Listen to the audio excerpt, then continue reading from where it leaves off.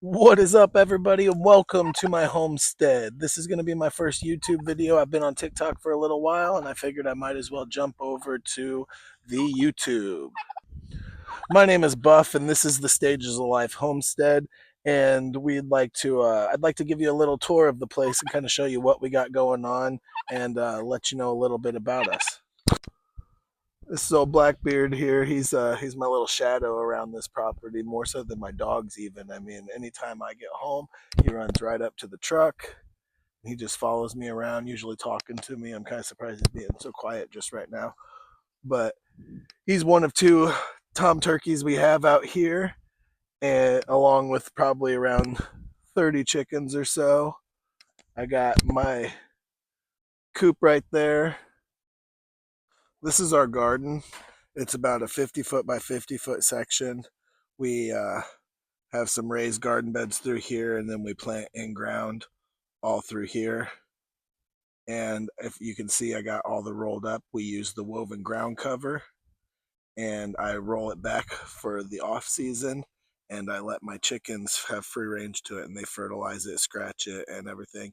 And we will amend this in the spring with the compost and rabbit poo, and then we will roll all of the woven ground cover back over.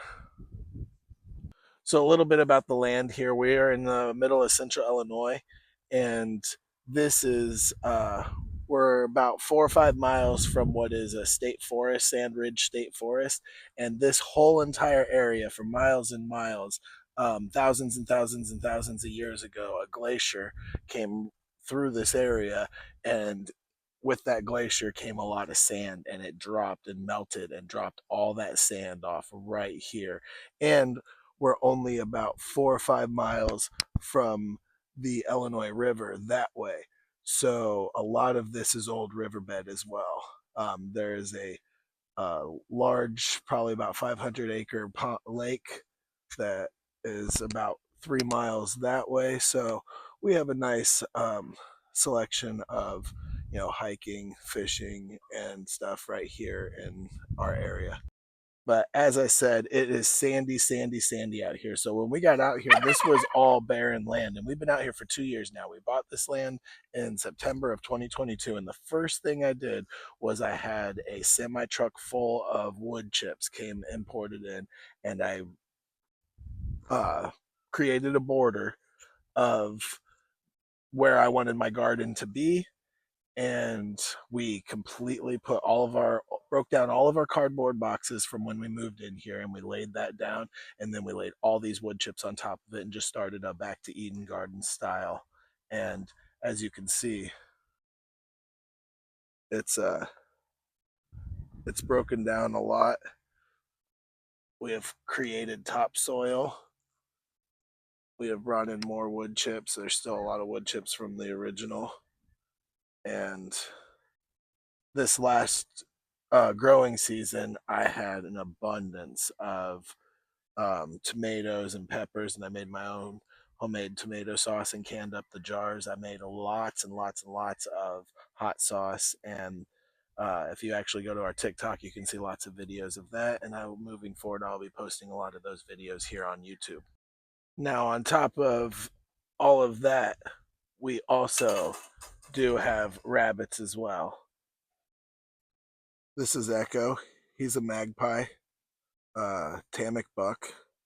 I got him. He grows really fast and he's more heat tolerant, so I wanted to get the heat tolerant genetics in there. So I've got him as a buck to breed with my does for potential meat rabbits. We'll see how they turn out. We just got him a few months ago, right at the end of the summer, and he was only 8 weeks old. So we'll be breeding him come the end of this winter here.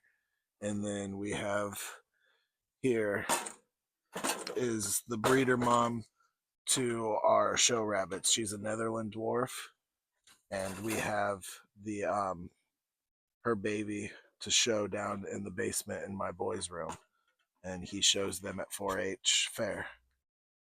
So this is my breeder hutch. I have the nesting boxes built in that they can have on each side there, and these are my two breeder does. They're both Rex rabbits. They have very soft, beautiful pelts, and they're really good natured rabbits. Little skittish. We don't handle them too often, but they're good rabbits. And here's the bucks that I really don't need anymore. He's a good young buck that was just given to us that I think I'll probably still use him so I can have two different bucks. This was from one of the other babies, but it just didn't grow out very fast and it doesn't have a whole lot of meat on him, but there's no reason for me to keep him, so I need to butcher him. This is Rex right here. He's such a nice guy, but I got him with the intention of being a breeder buck, and he's not produced any young, so I believe he's sterile. So I need to butcher him and that guy. And then this guy just has a pretty funny story to him, and he's a good old boy, beautiful lop beard. So we just decided to keep him more as a pet and a fertilizer producer. Now, the number one reason why we have rabbits is actually for fertilizer, because as I said, it's very sandy out here, and we have to create our own topsoil and we have to create our own fertilizer because it's very void of nutrients. So we are able to amend our garden every year with all of the rabbit poo that accumulates down underneath here. I can just shovel it, throw it in the garden, and it's great fertilizer and topsoil producer, as well as my compost piles over here with all the chicken poo that I compost down from the coop. But we are also striving to be as self-sufficient as possible. We are organic gardeners. We try to do everything with as minimal amount of chemicals or anything. We try not to use anything like that.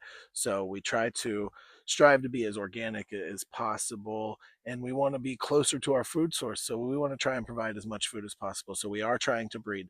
Now, full disclosure, I am new to the whole rabbit thing. The rabbits are kind of something we got into this year more for fertilizer, but we want to get into the butchering and stuff, but I have not butchered a rabbit yet, and that's something I will be doing this spring. I'll be thinning out my bucks over here, putting them in the freezer, and starting to breed more for food.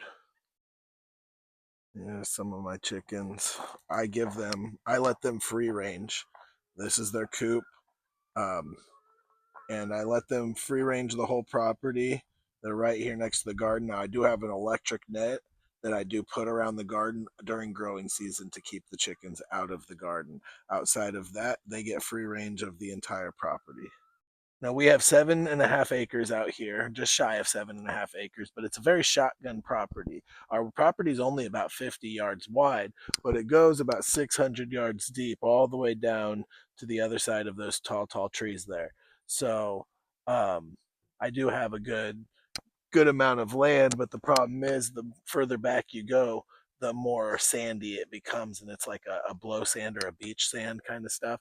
So it's very difficult um, to grow anything back there, and that's my goal next year as well. If you follow along, is I want to build a deer haven. I have a oak tree out there with a deer stand on it, and future videos I'll show you some of the pictures and some of the deer that come through here. But every night I get deer through there, but they just don't come during the day because it is so open back there. So I need to really build some timber and everything. So look forward to future videos of me really working to build property, a deer haven back there on the back end of the property.